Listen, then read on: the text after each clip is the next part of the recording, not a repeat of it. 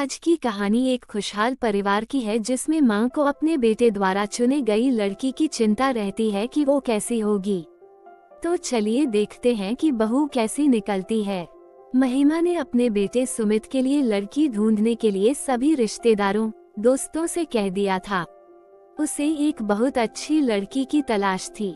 वो अपने पति अनिल से इसी बात की चर्चा करती कि जब दुल्हन इस घर में आएगी तो घर कितना खुशहाल हो जाएगा।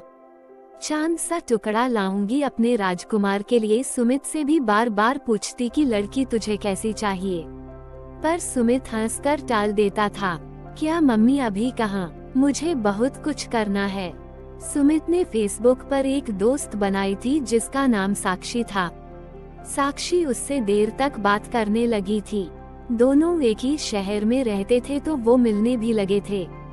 दोस्ती प्यार में कब बदल गई पता ही नहीं चला। साक्षी के बारे में सुमित ने महिमा को बताया। महिमा को उम्मीद नहीं थी कि सुमित फोन पर अपनी पसंद की लड़की को चुनकर उसके सामने रिश्ते का प्रस्ताव ले आएगा। महिमा के लिए ये एक बहुत बड़ा धक्का था। शाम को 2 कप चाय के साथ महिमा अपने पति के पास बालकनी में बैठ गई। अनिल ने पूछा, क्या हुआ महिमा, आज चीनी डालना भूल गई चाय में? अच्छा। महिमा का ध्यान विचारों से हटकर चाय की तरफ गया। मैंने ध्यान ही नहीं दिया, अभी लाती हूँ। महिमा चाय के लिए चीनी लेकर आई और चम्मच से कप में घुमाकर मिलाती जा रही थी। पता नहीं कैसी होगी सुमित की पसंद, हमसे घुलेगी मिलेगी कि नहीं। मन ही मन उधेड़ बुन में लगी थी। अनिल ने कहा, बड़ी चुप हो, क्या बात है? नहीं, ऐसा कुछ नहीं है। आज सुबह सुमित का फोन आया था। उसने बताया कि माँ, आपको लड़की देखने की जरूरत नहीं है, मैंने लड़की पसंद कर ली है। महिमा के पति को जब उसने सुमित से हुई बातचीत के बारे में बताया तो वो पूछने लगे कि अच्छा, कौन है लड़की, कहाँ से है, क्या करती है, कुछ पूछा नहीं तुमने? महिमा ने जवाब दिया, नहीं, मैंने सोचा मिलकर बात करेंगे, कल आ रहा है।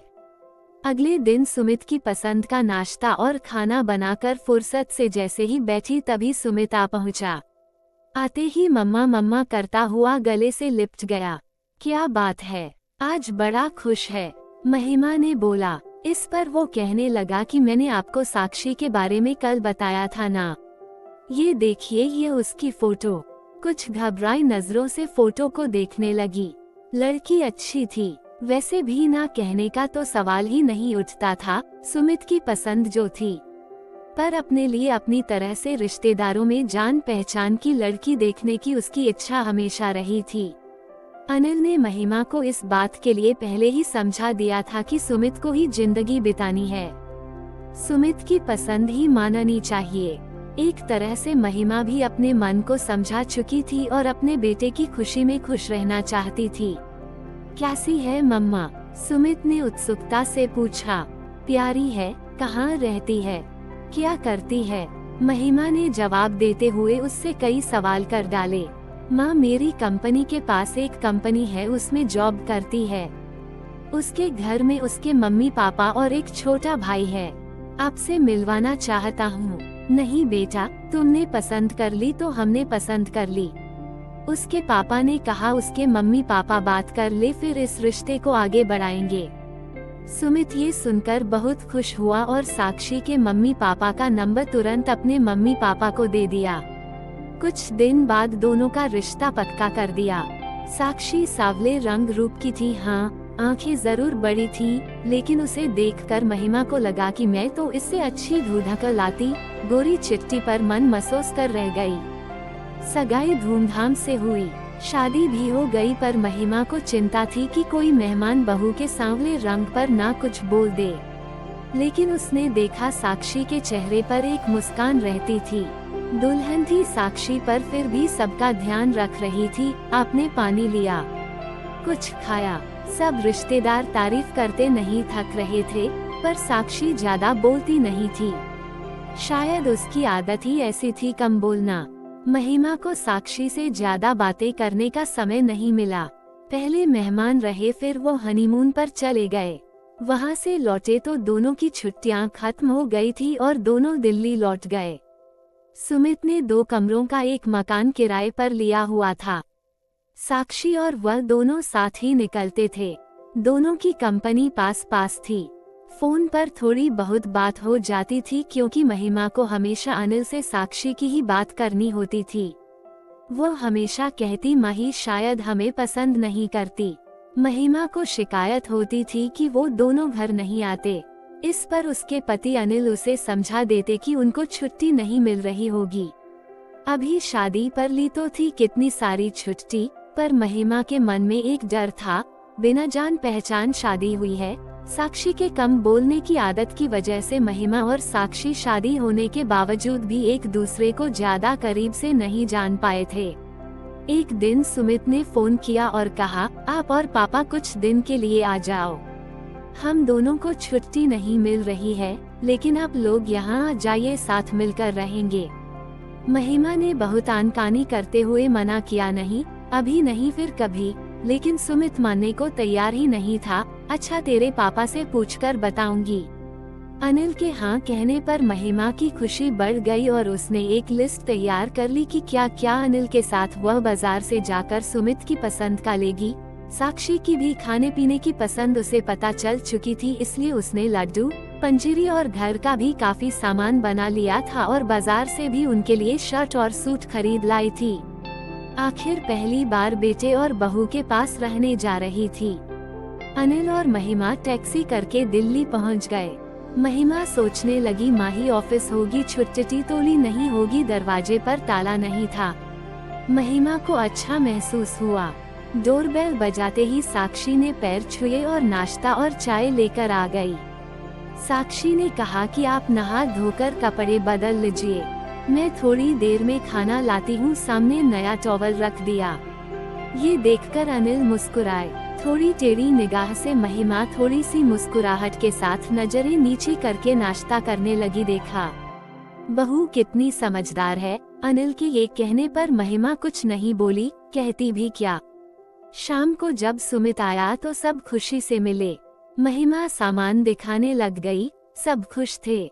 सुमित, महिमा और अनिल बातें कर रहे थे। साक्षी अपने इधर उधर के काम समेटने में लगी थी, बस एक छोटी सी मुस्कुराहट लिए। रात का खाना बाहर से ही ऑर्डर कर दिया था। सबने मिलकर खाना खाया। खा पीकर सब सोने चले गए। साक्षी ने 2 चादर, 1 जग पानी और गिलास सब रख दिया था। महिमा को मन ही मन खुशी हो रही थी। जैसा उसने सोचा था साक्षी वैसी ही थी, घर को घर समझने वाली।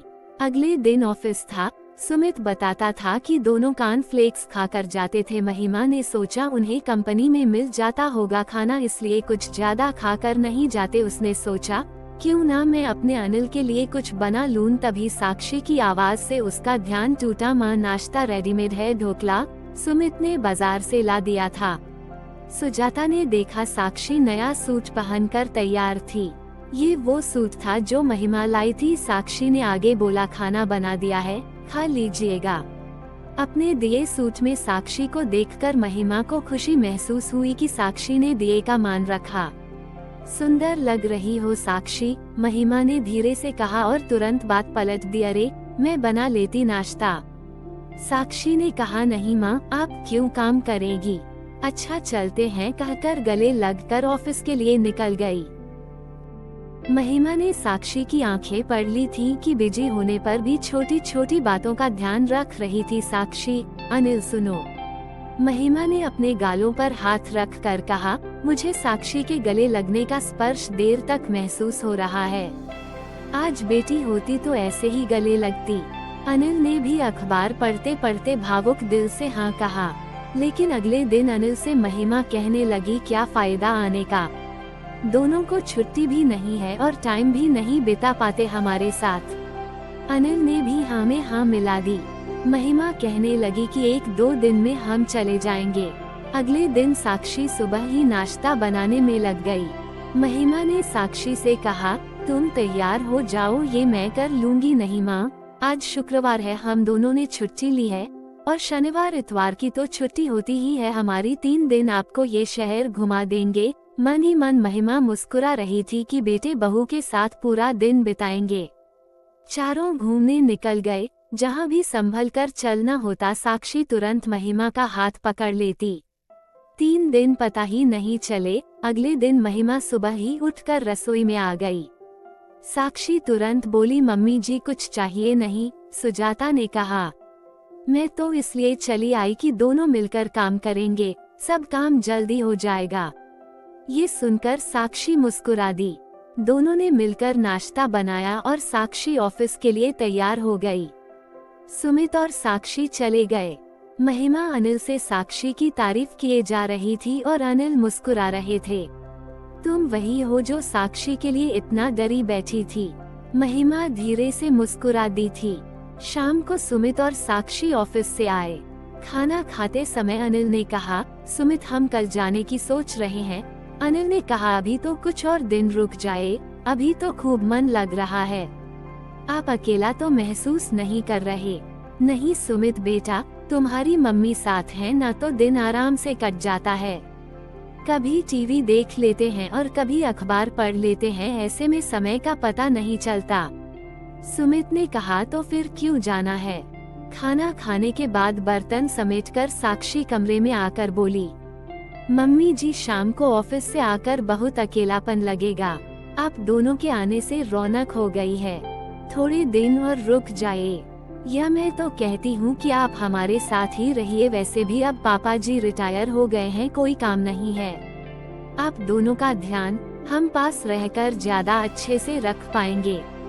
जो साक्षी बोलती नहीं थी वह आज बड़ी बड़ी बातें कर रही थी।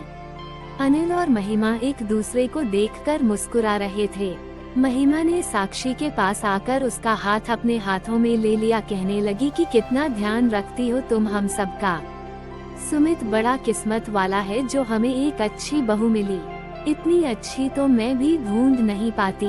ये सुनकर साक्षी महिमा के गले लग गई। साक्षी बोली, मम्मी जी मैं भी किस्मत वाली हूँ जो ऐसा परिवार मिला। प्यार और अपनेपन की वजह से दिल की बात दिल तक पहुँच गई थी। आजकल दोनों के रिश्तों में बदलाव आया है। समझदारी और प्यार से रिश्ते मजबूत होते हैं। तो यही इस प्रेम भरी कहानी की हैप्पी एंडिंग होती है। उम्मीद है आपको आज की ये कहानी पसंद आई होगी। अगर पसंद आई हो तो लाइक, शेयर और सब्सक्राइब करना ना भूलिएगा।